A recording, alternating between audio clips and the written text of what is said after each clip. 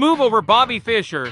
There's a new prodigy in town. At just 17 years old, Pragnananda is dominating the chess world, crushing opponents left and right with her awe-inspiring talent. But now, he's about to face his toughest challenge yet in the form of Hikaru, a 5-time US world champion and Twitch superstar. Pragnananda has battled other players before, but this chess mastermind is in a league of his own.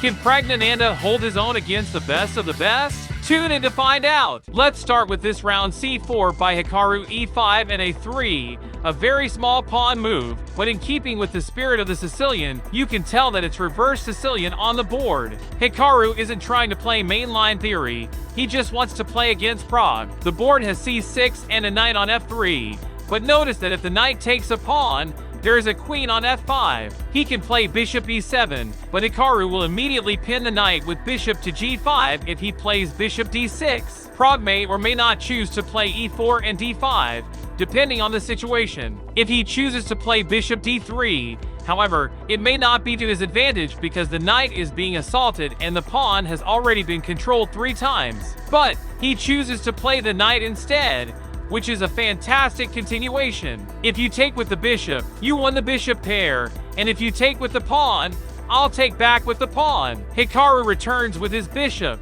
which is not very good, but this is a crucial moment now. If the knight moves to square h5, seeking to win the bishop, which seems very natural. At the same time, the lad moves to square g4, attacking, which is also very intriguing and active. Perhaps he should utilize this opportunity to move here. Hikaru's lengthy castle. It's crucial to take on d4 at this point because if you take with the pawn, my knight is in a good position on f4 and I can move into h5 where he takes with the rook, taking on d4, knight e6 back, rook d1. Black is now doing well, though. Nonetheless, the knight may leap to h4 and Hikaru seizes the opportunity. Bishop moves to knight moves to e2, and observes how this knight is now moving to f5. d6 is suddenly weak, thus you must be careful since this is a foreign plaque. Although black has excellent pieces in the center, the issue is that f3 will remove the knight.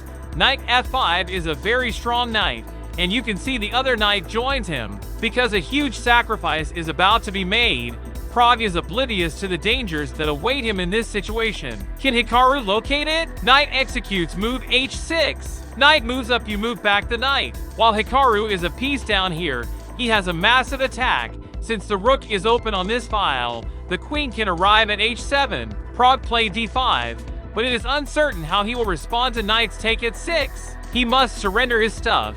He is essentially making his last calculations and is certain that he would prevail in this situation. He resigns here. Hikaru Nakamura triumphs, which is a significant victory for him. Despite Pragnananda's good position at the start, Hikaru's strategic moves led to a quick and surprising turn of events.